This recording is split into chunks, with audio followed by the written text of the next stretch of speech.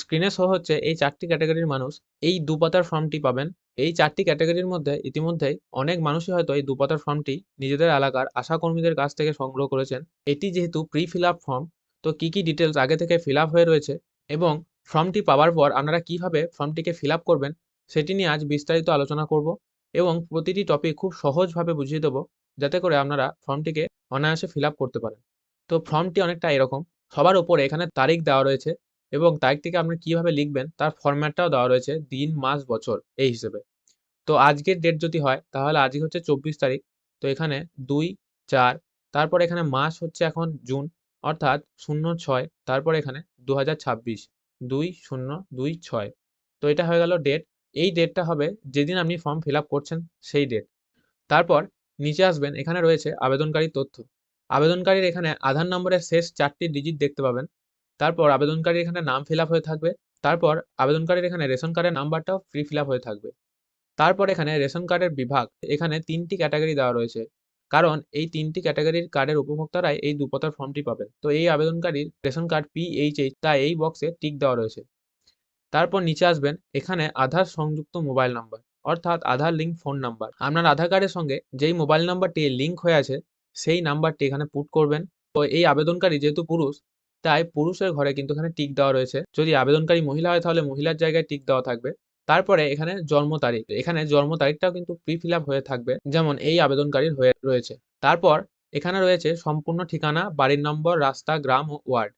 তো এই জায়গাটিতে যাদের এরকম ফাঁকা রয়েছে তারা পেনে করে ম্যানুয়ালি ফিল আপ করবেন। যদি আগে থেকে ফিল আপ হয়ে থাকে তাহলে এই জায়গাটিতে আপনার হাত দেওয়ার কোনো প্রয়োজন নেই। এখানে আপনার জেলাও ফিল আপ হয়ে থাকবে, তারপর ব্লক বা পৌরসভা এখানে ফিল আপ হয়ে থাকবে, গ্রাম পঞ্চায়েতও ফিল আপ হয়ে থাকবে। তারপর এখানে পরিবারের প্রধানের নাম, পরিবারের প্রধানের নাম এখানে রেশন কার্ড অনুযায়ী ফিল আপ হয়ে থাকবে। যদি এই ফর্মটি পরিবারের প্রধানের হয় তাহলে পরিবারের প্রধানের নাম এবং আবেদনকারীর নাম একই থাকবে। আর যদি পরিবারের প্রধান ব্যতীত অন্য কারো ফর্ম হয়ে থাকে তাহলে আবেদনকারীর জায়গায় সেই মেম্বারের নাম লেখা থাকবে এবং পরিবারের প্রধানের জায়গায় পরিবারের প্রধানের নাম লেখা থাকবে। তারপর চলে আসি মোট পরিবারের সদস্য। তো এখানে পরিবারের মোট সদস্য অর্থাৎ বোঝাতে চেয়েছে পরিবারের প্রধানকে ধরে যতজন সদস্য হচ্ছে সেটা এখানে লিখে দেবেন। ধরুন পরিবারের প্রধানকে ধরে 3 জন সদস্য হচ্ছে, তাহলে এখানে 3 লিখে দেবেন। তারপর এখানে pan number, pan number fill up হয়ে থাকবে না, প্যান নাম্বারটি আপনারা ম্যানুয়ালি ফিল আপ করে দেবেন।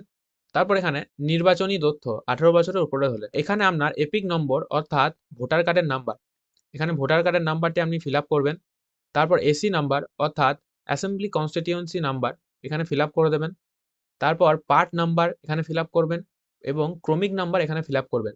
আপনারা অনলাইনে কিভাবে এই 4টি ডিটেল বার করবেন এর জন্য কিন্তু আমি একটা ডেডিকেটেড ভিডিও আমার চ্যানেলে বানিয়ে রেখেছি। আপনাদের দরকার হলে ভিডিওটি দেখে নিতে পারেন। তারপর রয়েছে স্বাস্থ্যসাথী বিবরণ।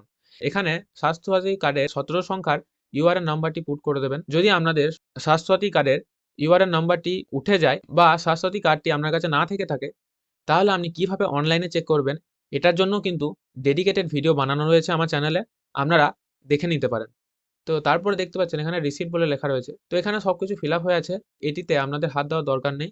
এখানে যে FLW থাকবে অর্থাৎ ফ্রন্ট লাইন ওয়ার্কার থাকবে, তিনি এখানে সই করবেন এবং এটাকে আপনাকে কেটে দিয়ে দেওয়া হবে। 2 নম্বর পেজের এখানটা খুব ইম্পর্টেন্ট জায়গা, এখানে লেখা রয়েছে বাতিল করার মাপকাঠি। এখানে টোটাল 60টি শর্ত দেওয়া রয়েছে। এই 60টি শর্ত যদি আপনার ক্ষেত্রে না হয় তবেই কিন্তু আপনারা আয়ুষ্মান ভারত কার্ডটি পাবেন। যদি একটিও হ্যাঁ হয় তাহলে কিন্তু আয়ুষ্মান ভারত কার্ডটি আপনার জন্য নয়। এবার আপনারা ভাবছেন হয়তো যে ১টা ২টো যদি হ্যাঁ হয়, তাও যদি আমি না করে দিই তাহলে কি আমি পাবো? কোনোদিনই পাবেন না। কারণ এই ফর্মটি কিন্তু ভেরিফাই হবে। তখন কিন্তু আপনার অরিজিনাল ডিটেইলস মানে শো করবে। তো এই শর্তগুলি কি, কি? দেখে নিন। এখানে লেখা রয়েছে পরিবারের বার্ষিক আয় ৮ লক্ষ টাকার যদি বেশি হয় তাহলে এই কার্ডটি আপনারা পাবেন না। এখানে হ্যাঁ হলে হ্যাঁ করবেন, না হলে না করবেন। তারপর সেকেন্ড পয়েন্টে বলা হয়েছে পরিবারের কোনো সদস্য আয়কর প্রদান করেন কিনা। আপনার বাড়ির কোনো সদস্য যদি ইনকাম ট্যাক্স দেয় তাহলে এখানে হ্যাঁ করবেন। যদি না করে তাহলে না করবেন। তারপর এখানে লেখা রয়েছে এসআইআর এ ২০২৬ এর নির্বাচনে ASDD তালিকায় নাম পাওয়া গেছে।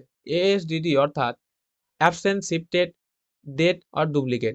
এইরকম যদি থাকে তাহলে এখানে হ্যাঁ করবেন, যদি না থাকে না করবেন। তারপর ৪ নম্বরে বলা হয়েছে এসআইআর আপিল ট্রাইব্যুনালে আবেদন বিচারাধীন রয়েছে। অর্থাৎ এসআইআর এ যদি আপনার নাম বাদ পড়ে বা ডিলিট হয়ে যায়, তারপরে যদি আপনি আবার পুনরায় আবেদন করেন তাহলে এখানে হ্যাঁ করবেন, অন্যথায় না করে দেবেন। ৫ নম্বর পয়েন্টে বলা হয়েছে আপনি যদি CAA এর জন্য আবেদন করে থাকেন তাহলে এখানে হ্যাঁ করবেন আর যদি না হয় তাহলে না করবেন। ৬ নম্বর পয়েন্টটি খুব কন্ট্রোভার্সিয়াল জায়গা। এখানে লেখা রয়েছে অন্নপূর্ণা যোজনার উপভোক্তা তালিকা থেকে নাম বাদ দেওয়া হয়েছে। এখন তো অন্নপূর্ণা যোজনার ফর্ম ফিল আপ চলছে, এখনো তো ভেরিফিকেশনের কাজ শুরু হয়নি। আপনি কিভাবে জানবেন যে আপনার নাম বাদ পড়েছে অন্নপূর্ণা যোজনার তালিকা থেকে? তো এটির জন্য আপনারা একটি কাজ করতে পারেন, যারা লক্ষ্মী ভান্ডার পেতেন বা এই মাসে টাকা পেয়েছেন, তারা এখানটা না করে দেবেন। হ্যাঁ করা যাবে না। হ্যাঁ করলে কিন্তু আপনারা আয়ুষ্মান ভারত কার্ডটি পাবেন না। তো তারপর এখানে ব্যক্তি জীবিত নন বা স্থায়ীভাবে স্থানান্তরিত হয়েছে, অর্থাৎ কোনো ব্যক্তি যদি মারা গিয়ে থাকে বা স্থায়ীভাবে অন্য কোথাও শিফট হয়ে গেছেন, যদি হ্যাঁ হয় তাহলে হ্যাঁ করবেন, আর যদি না হয় তাহলে না করে দেবেন। তারপর এখানে আবেদনকারীর সম্মতি। এখানে লেখা রয়েছে, আমি এত দ্বারা ঘোষণা করছি যে উপরের তথ্য আমার জ্ঞান ও বিশ্বাস মতে সত্য এবং প্রযোজ্য ক্ষেত্রে আমি সমস্ত সহায়ক দলিল প্রদান করেছি। আমি জানি যে আমার দেওয়া কোনো তথ্য মিথ্যা প্রমাণিত হলে আমার সামাজিক সুরক্ষা সুবিধা বন্ধ করা হবে। তো এই বক্সে আপনাকে টিক মারতে হবে। তারপর এখানে যিনি আবেদনকারী তার এখানে স্বাক্ষর দেবেন। আর যদি স্বাক্ষর করতে না পারেন তাহলে বুড়ো আঙুলের টিপ ছাপ দেবেন। তো তারপর এখানে রয়েছে ফ্রন্টলাইন কর্মী বা FLW। এবার আপনাদের প্রশ্ন হচ্ছে যে ফ্রন্টলাইন কর্মী কারা? এই ফর্মটি যারা আপনাদের সরাসরি দিয়ে গেছে বাড়িতে, অর্থাৎ আপনাদের এলাকার আশাকর্মী হতে পারে বা অন্য কেউ হতে পারে, তারা এখানে তাদের নাম লিখবে এবং তাদের স্বাক্ষর এখানটাতে করবে। পরের পয়েন্ট আসছে শুধুমাত্র সরকারি ব্যবহারের জন্য। তো এই জায়গাটা আপনাদেরকে হাত দেওয়ার কোনো দরকার নেই। এখানে যারা ভেরিফাই করবে আপনার ফর্মটিকে, তারা এই জায়গাটি ফিল আপ করবে। তো এবার আসি কি কি ডকুমেন্ট এর সাথে অ্যাটাচ করতে হবে। বাড়ির প্রত্যেককে নিজেদের আধার কার্ড, ভোটার কার্ড এবং রেশন কার্ডের জেরক্স করবেন। আপনার স্বাস্থ্যসাথী কার্ডে পরিবারে যতজনের নাম আছে ঠিক ততগুলি জেরক্স করবেন, দিয়ে ইন্ডিভিজুয়ালি ওই ফর্মগুলির সাথে অ্যাটাচ করবেন। তারপর ডকুমেন্ট অ্যাটাচ ফর্মটি আপনারা আশাকর্মীদের হাতে জমা করবেন, তাহলে আপনার কাজ হয়ে যাবে। তো আশা করছি বোঝাতে পারলাম যে কিভাবে নির্ভুলভাবে এই ফর্মটি ফিল আপ করবেন। ভিডিওটি শেষ অবধি দেখার জন্য অসংখ্য ধন্যবাদ। যদি ভিডিওটি ইনফরমেটিভ মনে হয় তাহলে লাইক করবেন আর চ্যানেলটিকে সাবস্ক্রাইব করে পাশে থাকবেন।